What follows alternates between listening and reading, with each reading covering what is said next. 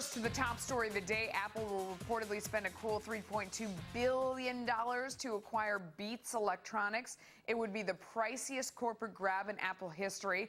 Could usher in a new era that prioritizes acquisition over innovation. With me now, Andrew Keen of Keen on the Markets and NewOak's co-founder and president, James Frischling. What do you guys think about this? Good move? If it's real, I mean, you know, we haven't heard an official announcement. There's a lot of reports out there. What do you think? I mean, it depends what Apple wants to do with their core business. You know, if they want to be this innovative company, I don't think it's good. I think they should go something that has users, a user base. They could have easily bought Netflix when Netflix was an $8 billion company if they want to get the user and they want to get the streaming. So it depends what they're doing with their business. It seems like everything they do is now faster, lighter, quicker. They're not coming out with new products. They're now going into a market where they're buying an existing business and a product line. If they want to go to consumer goods, I think it's very good for them. James, I mean, everybody's been pounding the table, yelling at Apple, saying to them, what's your next new thing? When are you going to innovate? Maybe they can't, and this is what they do. Beats is pretty hot. I mean, anytime you go into a store, my kids take me into, you know, the whatever it is, you know, the T-Mobile, AT&T, and there's a Beats headset, and they want it. Maybe this is a good idea. I feel a little lonely out there because I liked it when I saw the announcement. I loved it. I loved it. I was at my 12-year-old niece's birthday party. Every girl there had two things: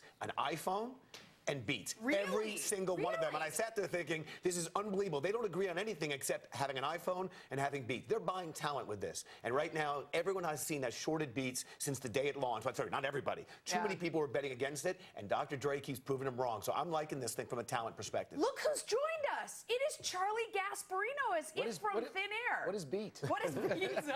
What do you think of this potential deal? It's not official. They got so much money, they could do almost what they want. I mean, you know, they need to put some cash to work. You've been one of the people pounding the table saying that they need to innovate. This is an alternative. You know, one show was on the other day. We were talking about the internet bubble then and now, what's going on now with technology. And, you know, one of the things we forget is that, you know, these companies by themselves don't really work, but they do work. Like Beats. Well, right, but you added on to Apple. Like Netscape that got bought by someone, and then you do have a degree of creative destruction where this makes sense. We want to hear from all of you out there. What do you think? Would you wear these Beats by Dr. Dre? Does it look a little bit ridiculous? I mean, that's what holds me back. Tweet me at Melissa A. Francis, and we're going to put them up later on in the show. So in the meantime, Snapchat turned down $3 billion from Facebook last year, but with the admission that your messages basically don't disappear forever, it's looking like a multi-billion-dollar blunder. What do you think about this one? They misled. They overpromised and underdelivered. And that's the question: who believes it?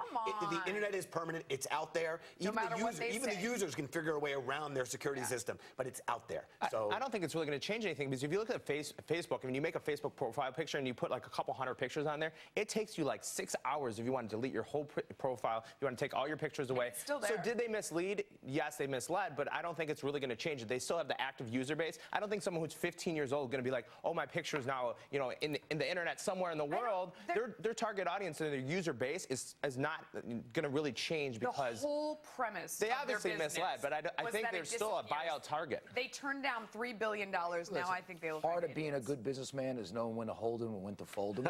Mark Cuban, you know, developed something which I don't even remember what he developed, but he sold it to Yahoo, I believe. Broadcom. Okay. Now what was that? Yeah. Okay, it was a technology that was basically obsolete within a year, right? But he was smart enough to sell it, and it became part of a bigger company. These guys screwed up. They screwed up big time. Done. All right.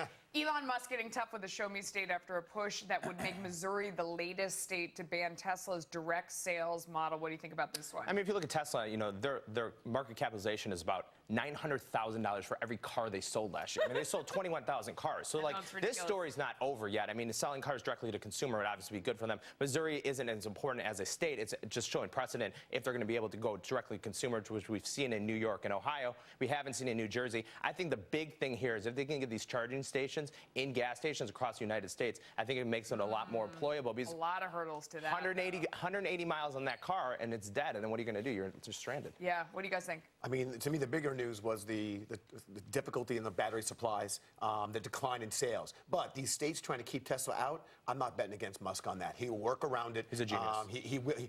He's doing a lot. He never gives up. But he's up against a prety powerful lobby. These dealerships, I mean, they have a lot of political stroke. And I think, listen, I'm not crazy about battery-operated cars to begin with, but... Have you ever test drove one? No. Have you? You like I haven't, but I heard they're amazing. They're quick and they're smooth. I'd rather... Until they run out of juice and you're sitting by the side of the sitting road. on the side of the road hitchhiking. Right. No, I just... Like George Clooney. Is that what he had to do? Yes, he did. He was sitting by the side of the road, and then he bashed them and said, basically, I'm sick of sitting by the side of the road. All right, so teens learning the hard way that if you don't work, your mom gets to decide what you wear. I mean, that's just the way it goes. Unsurprisingly, moms love Walmart, and they aren't crazy about Abercrombie. So basically, you know, kids don't have any money. Moms are saying, you know what? We're in Target. Pick what you want. I'll pay for it here and not somewhere else. What do you think? Value versus style, and when money's a little tight, value will win. And my mom picked out my clothes for a long time until I got a job and started doing my own thing. So I'm betting on the moms here. Yeah. What do you think? Yeah, and the moms control the spending. You know, if they don't want to go to, you know, the retail stores of Abercrombie, Aeropostale, and, you know, they want to go to Walmart and Target where it's a value play. The clothes actually have gotten a lot better throughout the years, even at the Target. Yeah. And the quality of the clothes, they picked up Champion as a brand. I think it makes sense. It's not cool, no matter how you slice it, but only 8.3% of the 11.4 million kids that were 16 to 19 who weren't working last summer actually wanted to find a job. If you don't have your own money, you're not going to get to go to Aeropostale. Mom's not going to take you. I know I'm not going to. Charlie, you're shaking your head. It's just so absurd. Well, I mean, I think absurd. I had 3 variations of jeans, sneakers, and T-shirts. Right. So it's hard to feel sorry for these kids. Yeah, you can't feel sorry for them. Meanwhile, college seniors are getting geared up for graduation. More than 80% still don't have jobs. I mean, that's an incredible number lined up. 80% still without jobs. I'm not surprised. The economy is not really picking up as much as people think, and getting jobs out of college is very, very challenging. The applicant pool is pretty amazing. You know, I got a job 6 months before I started college. Now it's like almost unheard of. I think the biggest, you know, thing we're going to see in years to come is student debt loans that are going to default like crazy. Exploding. I mean, meanwhile, we're talking about raising the minimum wage, but 80% of college grads don't even have a job. Where's the disconnect here? The other disconnect is these are the people that voted for President Obama. That's a great point. These stupid policies that prevent job creation on the low end. I mean, you don't know how many arguments I had with these kids. You know, they tell me how great Obama is. Were you shaking your fist on the front lawn? That's where I feel like Charlie Gasparino is. I was like, you know what? You're going to get what you pay for. So, you know, in some respects, I don't care. Yeah, he doesn't care. What do you think? Get a job. Get a job. Lower the expectations. Get a job. Get to work. And start to distinguish yourself. We have a whole cottage industry of barristers graduating from Harvard. Just get to work. Right? Graduating from. Yeah, there you go. All right, gentlemen, thank you so much. Charlie Gasparino, we're so glad you made it. You know, you were a touch late, but it's okay. Blame Neil Cavuto. Okay. All right, Neil Cavuto. A big story of the day. We've been telling you about it. You all know him. He's the same OG, but is he still Dre? Who exactly is Dr. Dre? Coming straight out of Compton, Andre Young is founding member of classic ensemble NWA alongside Ice Cube and Eazy-E. You remember them. Dre left the group to co-found Death Row Records after contractual disputes. Dre left for yet another label, Aftermath Entertainment. A few years later, he co-founds Beats. He is now running to become the first billionaire rap star. Take a listen. Oh, the Forbes list just changed. Hey, it came out like 2 weeks ago. They need to update the Forbes list. Just changed. In a big way. Oh, my. Understand that. Oh, my. The first billionaire in hip-hop right here from the West Coast. What more can you say? He's still Dre. What do you guys think about this one? Well, it's amazing. You know, a lot of rappers and athletes themselves as well, you know, take themselves as a rapper to growing themselves as a brand. You know, if you look at the top 4 richest rappers, you know, P. Diddy is a brand now. You know, 50 Cent does energy drinks as well. So he really transformed himself from a rapper, and, you know, he's getting rewarded. He got in at the right time. He got into athletes, and then he had a lot of athletes starting to wear the headphones, and they just took off. I mean, the whole thing kind of blows my mind, whether we're talking about Justine, who we just listened to, who has built a huge brand and a huge business with millions of followers online by making videos of herself reading her iPhone bill, to someone like Dre, who's a glorified gangster, you know, who's a rapper, who picked up on this business and really made a lot of very good choices, whether he was making them himself or he had the right advice, no matter how you slice it. He has a company that is now ostensibly worth billions. He owns 25% of it, we think. I don't think that's fully disclosed. What do you think about these new ways to make money? The show's called Money. I mean, They have 65% of the headphone market, and yet every step of the way, I had people telling me it's a fad, and no matter what accomplishments Beats had or he had as a business person, people were still almost shorting him.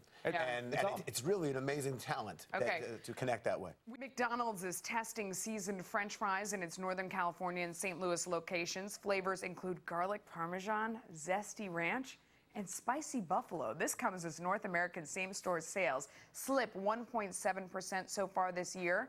Those archers aren't looking so golden right now. In the meantime, Wendy's is beefing up its sales this year. The chain is pushing a slightly more upscale strategy inspired by Chipotle. With this brand transformation, Wendy's same-store sales are up almost 0.75%. Gentlemen, what do you think about all this? What do you think? The McDonald's bit seems like a gimmick. It seems very promotional, and it's why been done. screw with perfection? The fries are amazing.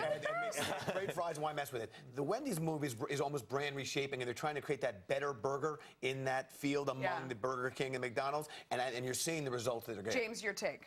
Yeah, I totally agree. Totally changing the brands. Wendy's, it's done amazing for them. If you actually go inside of Wendy's, it's kind of nice now. It's not upscale. Well, maybe they've done a lot. Domino's Pizza is another one that's totally rebranded themselves. They have the app now. You can get the pizza in 15 minutes. You can see your pizza getting done. We do that at home. Domino's Pizza, that stock has tripled in like 9 months. Good stuff, guys. Thanks so much. All right, airlines are hoping to fly away from showing you the real price for flights. A new bill would allow carriers to only advertise the base fare. That means that they could hide taxes and fees in the fine print.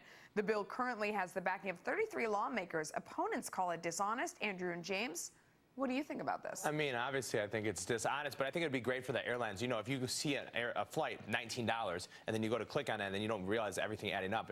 I know from Chicago to New York, you can get a flight on Spirit Airlines, $200. Put your bags on, it's another $100. So that, you know, all the added costs, but it's good for the airlines. Is more revenue.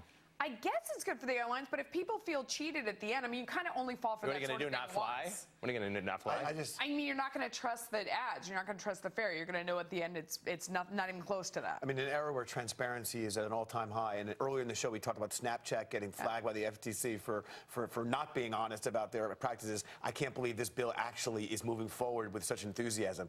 It's dishonest. I mean, I'd kill it right now. Yeah. I don't know. I mean, I think that once you go through all the way to the process and you get to the end and you see what it's really going to be, you just don't click on it, and there you go. I think it's market psychology that people will think they're going to get a better deal. Yeah. Okay.